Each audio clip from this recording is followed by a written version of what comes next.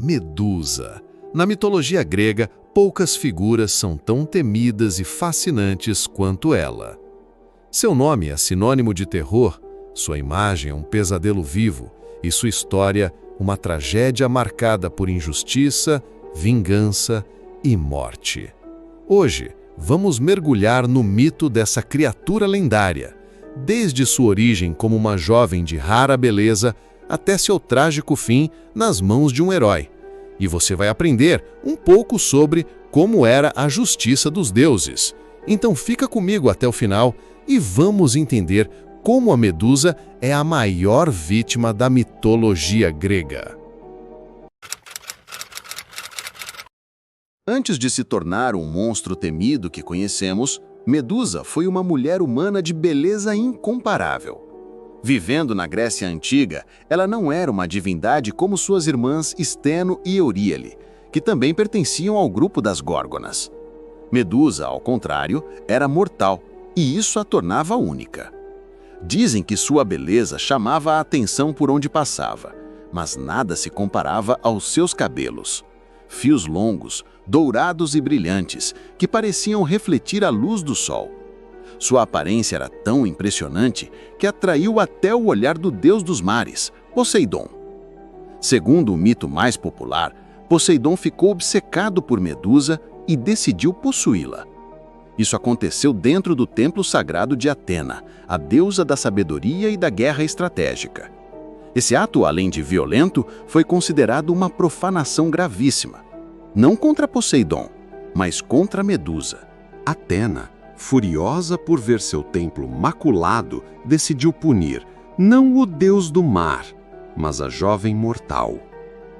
Em um gesto cruel, a deusa transformou os belos cabelos dourados de Medusa em serpentes vivas e lhe concedeu um olhar amaldiçoado. Qualquer pessoa que encarasse diretamente seus olhos seria transformada em pedra. Precisamos deixar claro que Medusa em momento nenhum consentiu ou seduziu Poseidon. Ela foi forçada pelo deus dos mares e, mesmo assim, ela que sofreu a punição. Após a maldição, Medusa foi obrigada a deixar tudo para trás: amigos, família e qualquer vida que pudesse ter entre os humanos. Refugiou-se em uma ilha rochosa e desolada, conhecida como Sede das Górgonas, onde vivia com suas irmãs imortais, Steno e Euríale. Mas, diferente delas, Medusa ainda era mortal, e isso significava que um dia poderia ser derrotada. Mesmo assim, sua presença se tornou uma lenda temida em toda a Grécia. Guerreiros, aventureiros e até reis tentavam chegar até ela para provar coragem ou para ganhar recompensas. Nenhum deles voltou. Sua aparência, agora horrenda, era marcada por serpentes retorcendo-se sobre a cabeça, presas afiadas e olhos que carregavam a sentença de morte instantânea. Diziam que apenas ouvir o som sibilante de suas serpentes já fazia o sangue gelar, e que a paisagem ao redor de sua morada estava repleta de estátuas de pedra, todas vítimas que ousaram enfrentá-la. Com o passar do tempo, Medusa deixou de ser vista apenas como uma mulher amaldiçoada. Ela se tornou um símbolo do terror, uma prova viva de que até a mais bela das criaturas pode se transformar no mais terrível dos monstros. O nome de Medusa chegou aos ouvidos de reis e deuses. O tirano Polidectes, governante da ilha de Sérifos, desejava se livrar de Perseu, o jovem herói filho de Zeus que vivia na corte. Com um plano ardiloso, ordenou que Perseu trouxesse nada menos que a cabeça da própria Medusa como presente.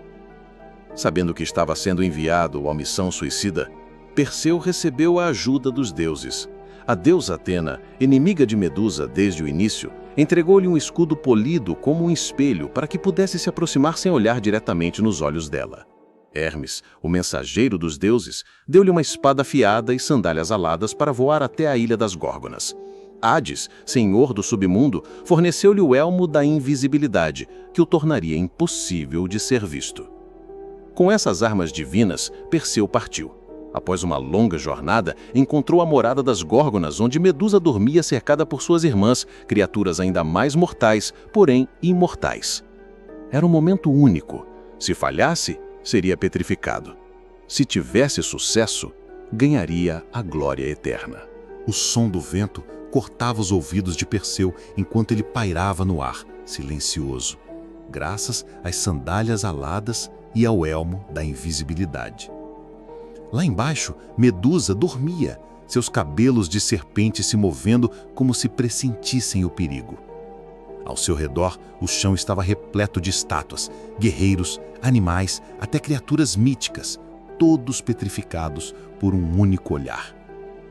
Perseu sabia que não poderia olhar diretamente para ela. Segurando o escudo de Atena como espelho, ele avançou de costas, guiando-se apenas pelo reflexo. Com a espada de Hermes firme nas mãos, aproximou-se até sentir o hálito frio da criatura. Num único golpe, rápido e preciso, cortou-lhe a cabeça. Das veias abertas de Medusa jorraram sangue e 2 criaturas surgiram: Pégaso, o cavalo alado, e Crisaor, um guerreiro dourado, filhos que ela carregava de Poseidon. As irmãs de Medusa, furiosas, despertaram e atacaram, mas Perseu desapareceu diante dos seus olhos graças ao elmo de Hades. Carregando a cabeça da Górgona dentro de um saco especial, partiu voando, sabendo que ainda usaria aquele poder mortal novamente. Mesmo após sua morte, o destino de Medusa não encontrou descanso. Perseu entregou sua cabeça a Atena e a deusa, impressionada com seu poder, a fixou em seu escudo, o Égide. A partir de então, o olhar petrificante de Medusa tornou-se uma arma divina, usada para proteger e destruir conforme a vontade dos deuses. Hoje em dia, a história da Medusa é muito mais do que um conto de um monstro que foi derrotado. Ela é tipo um espelho para a gente pensar sobre injustiça, culpa e como a sociedade lida com as vítimas. A Medusa foi uma vítima, transformada em monstro por uma deusa que devia protegê-la. E depois, caçada por ser aquilo que ela não escolheu ser. Medusa virou um símbolo de empoderamento feminino, de resistência contra a opressão e daquela fúria justificada de quem sofreu demais. Ela representa a mulher que se recusa a ser calada e que, mesmo amaldiçoada, ainda tem um poder gigante. O vídeo de hoje termina por aqui. Se você gostou, não esquece de deixar o like e se inscrever no canal. Um grande abraço a todos e lembre-se, toda história tem um guardião.